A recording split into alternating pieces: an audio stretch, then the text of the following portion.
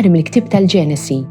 F'dak iż-żmien, Alla rid iġarrab lil Abraham u qallu: Abraham, u hu wieġbu: Hawn jien. U qallu: Aqbad lil ibnek il-waħdieni li inti tħobb lil Iżak u mur lill-art ta' Morija u hemm offrih b'sagrifiċċju tal-ħruq fuq waħda mill-għoljiet li jien se ngħidlek. U waslu fil-post li kien semmilu Alla. U Abraham mett idu u qabad is-sikkina biex joqtol lill-ibnu. U sejjaħlu l-anġlu tal-mulej mis-smewwiet u qallu: Abraham, Abraham. U dan wieġbu: Hawn jien.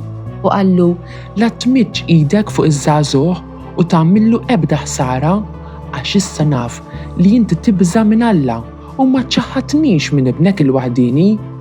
U Abraham rafa' għajnejh, taħarsa madwaru u ra muntun warah maqbut minn qrunu fil-frijej. U Abraham mar u qabad il-muntun u offrih b'sagrifiċċju tal-ħruq minflok ibnu. U għat-tieni darba, l-anġlu tal-mulej sejjaħ lil Abraham mis-smewwiet u qallu: Naħlef fuq ruħi, oraklu tal-mulej, la darba inti għamilt ħaġa bħal din u ma ċaħħadniex minn ibnek il-waħdieni, jien inbirkek żgur u nkattarlek sewwa lil nislek bħal kwiekeb tas-sema u bħal ramel f'xatt il-baħar u nislek qatt jired bwieb l-edewwa tiegħu. U jitbirku b'nislek il-ġnus kollha tal-art tal-li smajt minn kelmti.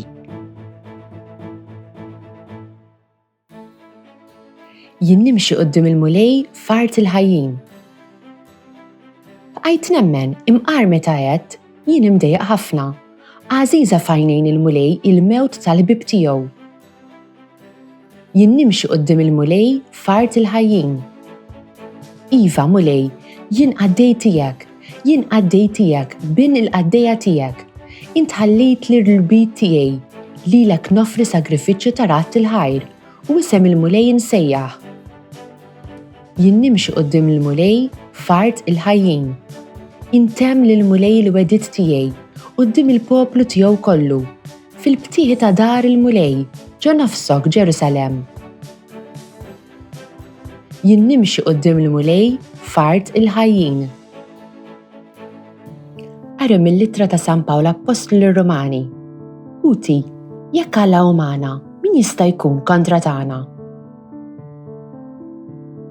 U li lanqas lill-ibnu stess ma ħafira imma taħa lina l-koll, kif ma jagħtinix ukoll kollox miegħu.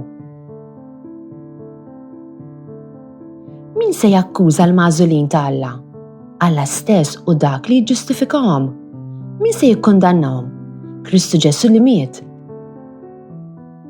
Jew aħjar li qam mill-imwiet jinsab fuq il-lemin ta' Alla u li jidħol għalina. Glorja u tifħir lilek Kristu. Minn ġo sħaba kollha dawl instema' leħen il-missier jgħid: Dan hu ibni l-għażiż li fih ħsibt l-għaxqa tiegħi, isimgħu lilu. Glorja u tifħir lilek Kristu. Qari mill-Evanġelju skont San Mark, f'dak iż-żmien, Ġesu ħam jew lil Pietru u lil Ġakbu u lil Ġwanni, telahom waħedhom fuq muntanja għolja u tbiddel qudiemhom. Il-biesu sar abjad u jagħmmeġ bdija tal-għaġeb. Ebda ħassiel fid-dinja ma jista' jġib il-ħwejjeġ bojgħod daqshekk u derilhom Elija ma' Mosè jitkellmu ma' Ġesu. Qabad Pietru qal lil Ġesu: Mgħallem, kemm hu sew li aħna hawn? Ħantellew 3 tinet. Waħda għalik, waħda l-Mosè u waħda l-Elija. Dan qalu għax ma kienx jaf x'jaqbad jgħid bil-biża' kbir li waqa' fuqhom. Imbagħad ġiet sħaba u għattietom u minn ġo sħaba nstama' leħen jgħid: Dan hu ibni l-għażiż, isimgħu lilu. Minnu fih taw ħarsa madwarhom u ma raw lil ħadd iżjed magħhom li lil Ġesu waħdu. Huma neżli minn fuq il-muntanja taw mordni biex ma jitkellmu ma' ħadd fuq li kienu raw qabel ma bin il-bniedem ikun qam mill-imwiet. Huma żammew kollox moħbi, iżda bdew jistaqsu lil xulxin x'kien ifisser tqum mill-imwiet. Wasalna fit-tieni ħatta randan. Illum nisimgħu dwar Abraham u Iżak u dwar it-trasfigurazzjoni ta' Ġesu. Dawn l-istejjer it-tnien jgħallmuna kif għandna nobdu lil Alla u nafdaw fih. F'dan l-ewwel qari nisimgħu dwar raġel tajjeb jismu Abraham li kien ħobb lil Alla.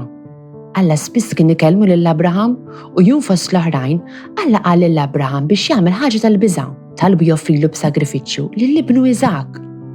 Abraham tnikked u tħawwad ħafna imma qataħħa li jagħmel kif qallu Alla għax lil Alla kien jafdah b'qalbu kollha. Hekk kif Abraham kien se jagħtih lill-ibnu, Alla bagħtlu anġlu biex iwaqfu. Alla għamillu weda biex jippremjah tal-fidi li wera fih u qallu inkattarlek sewwa lil nislek tal-li smajt minn kelmti. Nistgħu insibuha bitqila ħafna li nobdu. Aħna kollha rridu nagħmlu fattina mhux jgħidilna ħadd ieħor. Imma jekk irridu nsiru l-aħjar verżjoni tagħna nfusna, irridu nitgħallmu nobdu, nafdaw u fuq kollox inħobbu lil Alla. Ir-Randan u żmien tajjeb biex nibdew. Niftakru li lil Alla nistgħu nafdaw għax hu jħobbna u kien lest jagħmel l-istess ħaġa li talab minn Abraham. Alla ta' lill-ibnu stess, Ġesu, bħala sagrifiċċju għalina. Fil-Vanġelu tiġri ħaġa oħra stramba ħafna u tal-ġen. Ġesu jitla fuq muntanja mad-dixxipli tiegħu u ħabta u sabta ġismu u l-biesu jibdew jiddu bid-dawl u l-glorja ta' Alla. Id-dixxipli semgħu leħen Alla jgħid: Dan hu Ibn l-Għażiż, isemgħu lilu. Ġesu ġie trasfigurat. Trasfigurazzjoni tfisser bidla sħiħa fid-dera għal waħda iktar glorjuża jew spiritwali. Din il-ġraja turina li Ġesu u kemm bniedem u kemm Alla. Dan ifisser li Ġesu hu xi ħadd li jista' jifhimna u li għandna nħobbuh u nafdah b'qalbna kollha. Għalhekk din il-ġimgħa imqar jekk ma nifhmux kull ma jitlobna nagħmlu Alla, ejjew nafdaw fih u f'dak li jikmandana nagħmlu għax niftakru dejjem kemm hu jħobbna.